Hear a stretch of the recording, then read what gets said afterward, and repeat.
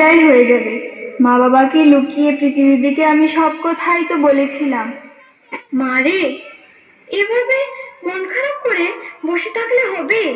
পাত্রপক্ষ যে এলো বলে। মা, অন্তত তুমি আমাকে বোঝো। আমার বয়স মাত্র 12। মা রে, মেয়েরা বয়সে নয়, প্রত্যেক সেকেন্ড এবং মিনিটে বড় হয়। আমাকেও তো তোর বাবা এই বয়সে নিয়ে এসেছিল। কিন্তু মা, ওই সময়টা অন্যরকম ছিল, আর এই সময়টা আরেক রকম। মা রে, মেয়েদের সময় কোনো দিন পাল্টায় না রে। আগে যা ছিল এখনো তাই আছে। কিন্তু মা, আমি তো এখনো পড়তে চাই, নিজের পায়ে দাঁড়াতে চাই। কি হবে এত পড়াশোনা করে?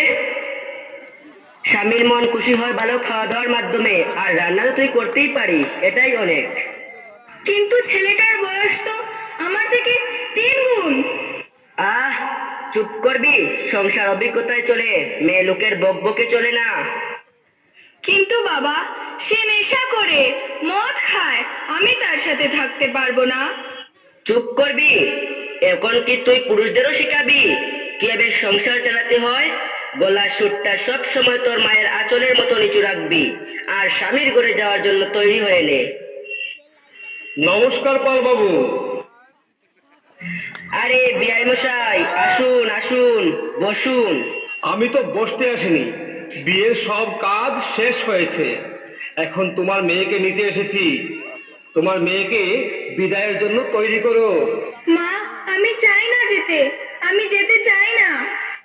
পাল বাবু, আপনার মেয়ে এইসব কি বলছে? এ বিআই মশাই, চিন্তা করবেন না, এক্ষুনি তৈরি হয়ে যাবে। চলো চলো। না, আমি যেতে চাই না, যাব না আমি। থামুন। প্রীতি দিদি, তুমি এসে গেছো। তুমি যদি আজ না আসতে, আমার কি হতো? তুই ভয় পাস না বোন, কেউ তোকে নিয়ে যেতে পারবে না। আপনি এই বিয়ে করাতে পারেন না। সে তো এখনো নাবালিকা, এখনো সে শুধু 12 বছরের। আরে বড় তো সে হয়েই গেছে, এখন সে চাইলেও এখানে আর থাকতে পারবে না। এটা তার মা বাবার ঘর, সে এখানেই থাকবে। এটা মা বাবার ঘর ছিল, এখন আর ঘর নেই, এখন সে তার স্বামীর ঘরেই থাকবে। স্বামীর ঘর? কি আশ্চর্য, তাই না?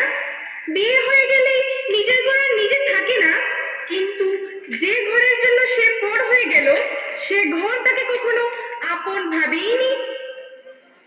আমি হাত জোর করে বলছি, তুই তোর শ্বশুর বাড়ি চলে যা, ওর কথা